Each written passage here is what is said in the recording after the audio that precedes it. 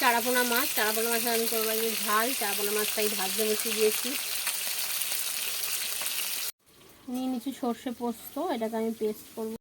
দিয়ে দেবো একটা ছোট্ট সাইজের টমেটো, আর নিয়ে নিচ্ছি মিডিয়াম সাইজের দুটো পেঁয়াজ। এই সব মিলিয়ে আমি একটা পেস্ট বানিয়ে নেবো।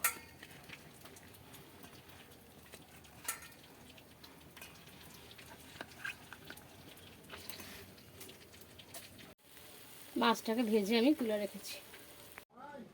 ফাইন পেস্ট পুরো আমার রেডি। ওই মাছ ভাজার তেলেই আমি দিয়ে দিয়েছি কালো জিরে। কালো জিরেটা একটু ফোড়ন হয়ে গেলে আমি ওই বাটা মশলাটাকে দিয়ে দেবো। বাটা মশলাটা দিয়ে দেবো।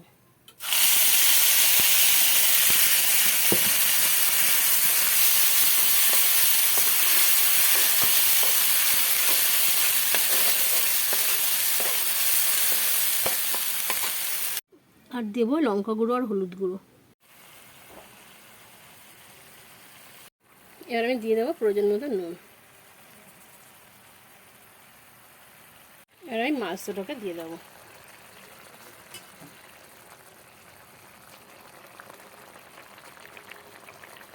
এবার এটা একটু এপিট ওপিট ভালো করে নিলেই হয়ে যাবে, কারণ মাছটা আমি খুব ভালো করে ভেজে নিয়েছি।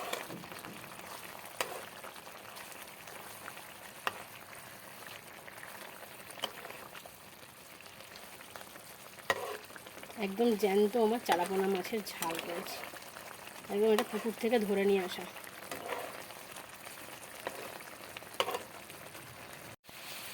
মাছের ঝাল আমার রেডি। এবার একটু সর্ষের তেল আমি এর মধ্যে দিয়ে দেবো।